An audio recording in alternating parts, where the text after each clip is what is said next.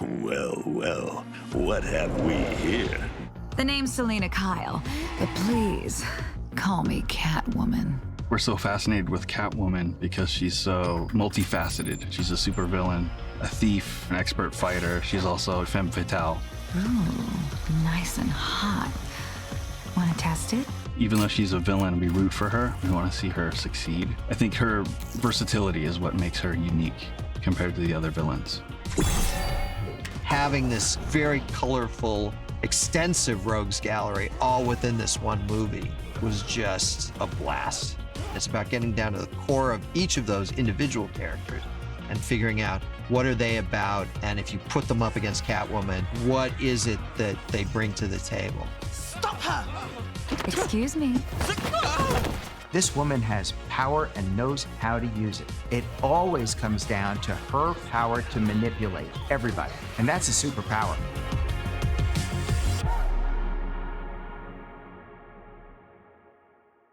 I thought this was supposed to be a party.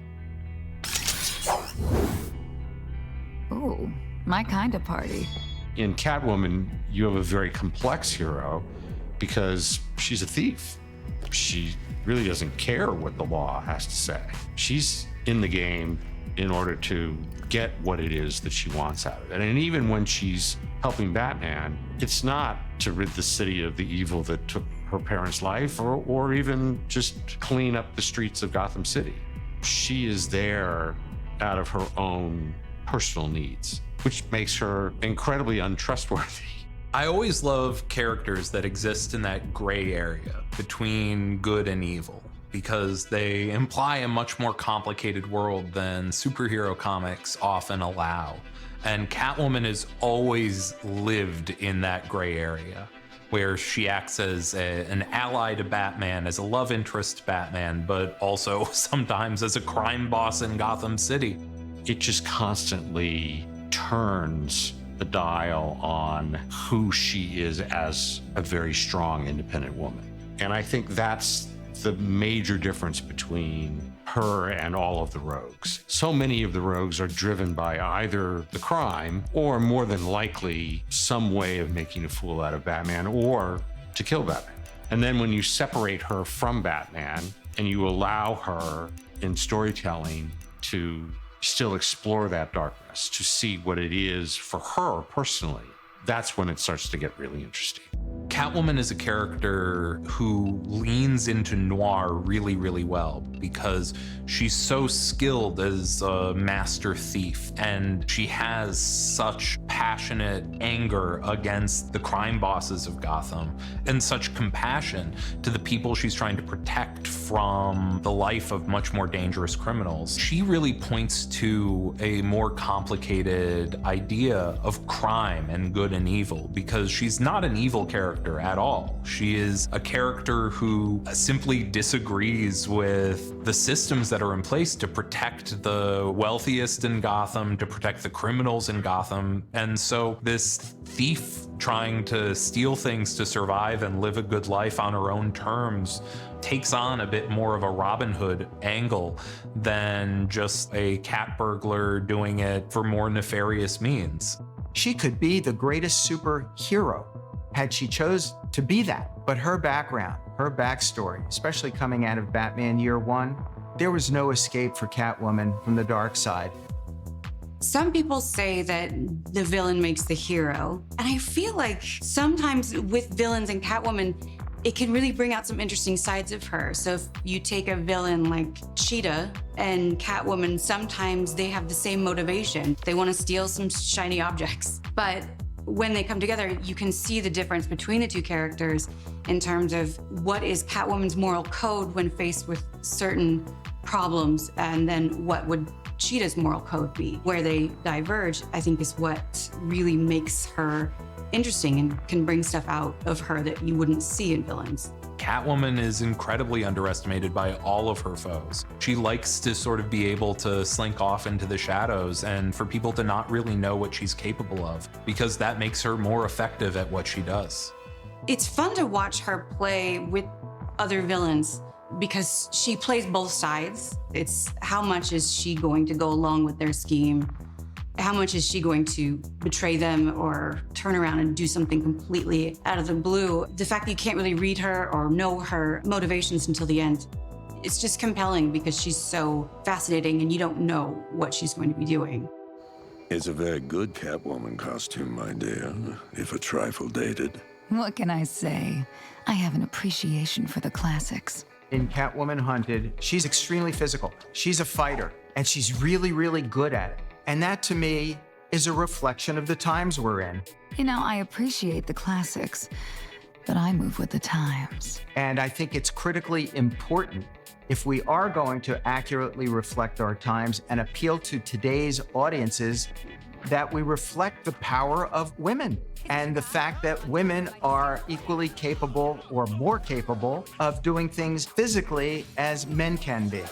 For Catwoman Hunted, we're gonna do anime. It's like, let's do this big thing. We'll have car chases, we'll have action, we'll have everything from ninjas to demons, but let's make a big Bondian adventure story with Catwoman in the center of it. It is a treat to work with Japan, and being over there with the studio, talking with the director and the artists, I think gave us a great insight into their point of view on our superheroes. You know? And we wanted this to be their version of our heroes, so it was kind of like a melding. Let's see our DC characters through an anime lens. I did not sign up for this. Anime is more hyper-stylized form of animation, and the way that affects what I do with the actors is you would hear and feel the difference, because anime stuff is a little more on the nose, but in a specific way that's really appropriate in anime. You were a cat burglar who started wearing a mask with cute little kitten ears. They are pretty cute, aren't they? Liz Gillies was just amazing at embodying all these sort of, classic Catwoman aspects, and at the same time bringing a host of nuances that are specifically hers, that are fresh to the character. Clearly, this fool's never had a date in his life, or he'd know a woman can lay a man low with a single swish of her hips. Seeing this whole story carried by the female characters predominantly is refreshing. You don't miss the guys at all. They're such strong characters on their own. We rarely get to see that, and I think that's why this is a great film, to explore that. The way we conceive Catwoman in the film is she is the equal of any person she's facing. Part of it is definitely her mind. It's her quick wit. It's her ability to turn a phrase. Oh, come on. Not the face. That's my moneymaker. Or one of them. Any person, whether it's the good guys or the bad guys, whether it's someone who's trying to kill her or someone who's trying to kiss her, she can turn the situation to her advantage. Find me later. Oh, count on it. And that extends not just to the verbal, but to the physical as well, so that whoever she's up against, she is at least in the game. She may be outmatched, but she's not out of her league ever. All right, no need to get excited. One of the first things that people think about when they think about Catwoman is her physicality. But the fact is, what's genuinely most impressive about her is her mind. As a character, she's very multi-layered. There's a lot going on. And at the core of it is, she is very aware of her feminine wiles and how to use them to her advantage. Keep her close. I won't be staying long. Sí, señorita. She operates very consciously on two levels. She's got her intent, and then she's got her style. And her style is blatantly seductive, and that extends to the valet who takes her car keys, to Black Mask, who escorts her into the party at the beginning, not knowing who she is, even though she's literally wearing a Catwoman costume. A number of people along the way feel her charm. Darling, I love your costume. Ooh, hold on to that one, love, or I might just steal him away. That sense of lightness and sense of quippage that she does on the surface does a great job of obfuscating the seriousness of her purpose beneath. If I'd known it was you, I wouldn't have hit the brakes. Please, you knew it was me. One of the great things about this movie is the combination of the two leads, Catwoman and Batwoman. There's a great sort of alchemy that happens with these two. From an outside perspective, they seem kind of opposites. When you start stripping away the outer layers and you go deeper and deeper into both of them, there's a lot more similarities than you would imagine. Shoot those two broads already! Batwoman's the white hat and Catwoman's supposed to be the black hat. Are they working against each other or with each other? Or are they working in tandem? And it's an evolving thing. You know, from scene to scene, you're not quite sure. You'll keep an eye on our guest? Of course. Better make it 2 eyes. I'm famously slippery, especially when wet. Excuse me? In Catwoman Hunted, it takes an important step forward, something that remains true to her character. She is a manipulator. She understands what the tools are that she gets to work with. Sometimes it's her brains. Sometimes it's her agility and the crafts that she has mastered. Other times it's her sexuality or her sensuality. And in this project in particular, she uses all of that to manipulate Batwoman. Oh, sorry, Katie. And she's doing the exact same stuff she's done with Batman. It doesn't matter, male or female, Batman or Batwoman, they can't help but be attracted to this bad girl. Congratulations, Selina. You just became Leviathan's #1 target. The whole idea of Leviathan was that you had these crime bosses from all these different areas, each with their own specialty, like Tobias Whale. Now I can shoot. Black Mask. I am truly honored to join this venerable assembly. Mr. Yakuza.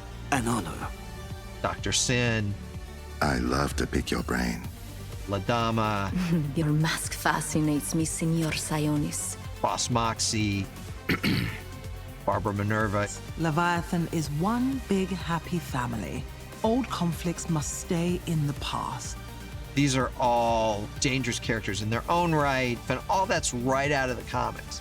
None of us got here by accident. I mean, we didn't create any new characters. Solomon Grundy, born on a Monday. Oh, come on. We get to see a lot of the underused villains, like Solomon Grundy being a giant.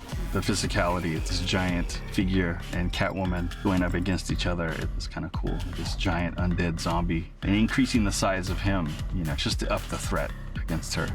Just, you know, getting the audience to feel, like, maybe get worried, like, hey, I don't know if she's gonna come out of this all right. That's all, folks. The size contrast, I think that's a hallmark of the anime as well. You know what they say, the bigger they are, etc. But we also had a good time bringing in all these different anime tropes. So you've got guys who press buttons on their belts and mech suits form around them. You've literally got genetic mutations out of Akira. There's a lot of eye candy, but there's meat on the bone underneath. It felt really grounded in the DC universe, and it's like, this is a good fit. It's anime, but it's also respecting and honoring the DC character designs. It's a good blend of East and West. A cat always. Yeah, lands on her feet. I've heard the saying. Don't you ever get tired of all that cat shtick? If all you're doing is cat jokes, it's gonna get kind of old. Cat fight? Cat fight. So if you're gonna do Catwoman, how do you not have a cat fight? So bringing in Cheshire as the assassin, who's really the dark version of Catwoman. They have a lot in common, except Cheshire's a killer and Catwoman isn't, or at least isn't about that. So putting them up against each other, where now they're both quipping and they're both these dangerous feline characters, I just love the juxtaposition of that. And then we're gonna top that, that is the Cheshire Catwoman cat fight, with the big cat fight, where Catwoman is now up against the cheetah. Careful, that kitty has claws. We took advantage of the anime medium in the transformation of Cheetah. That transformation is painful when she transforms into that. It's like her bone structure is totally different. You know, she's 10 feet tall and she's more like an animal, and it's not just a human-sized cheetah.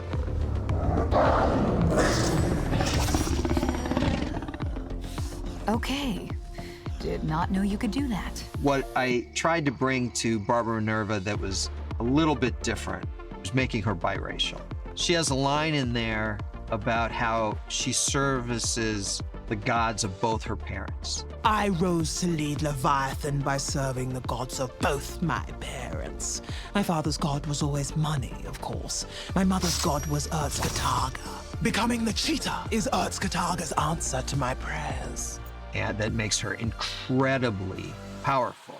Oh, catfight. Big catfight.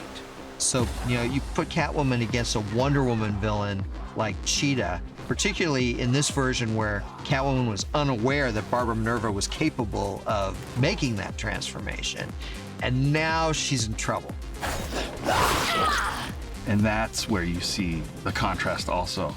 This is the first time Catwoman might lose in the movie. It's like all easy for her, seemingly, throughout the movie. But when Cheetah gets on the scene, all of a sudden Catwoman is hurt, and it's like now we're worried, like maybe Catwoman might not make it.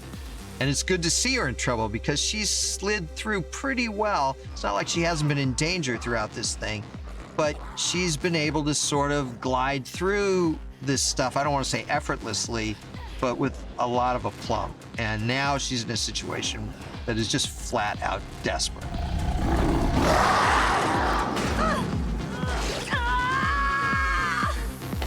Just the sum total of reading comics for 50 years now allows me to try to cut to the heart of what I think are the essential elements of the character, both on a physical standpoint, the acrobatics, the claws, the cat-o'-nine-tails whip, the personality of the character, and the serious purpose that style hides. And all those things sort of combine to give, for me in the writing, the character of Catwoman that I'm happy to say just really came to life in the movie. So, since the job's over, can I have the emerald back now? No! The be and the end all for any really strong Catwoman story is that she has a very clear mission, and that mission is something that she wants to both be in control of and get what she wants out of the end of it. It hardly ever turns out that way, and that's sort of the tragedy of the character.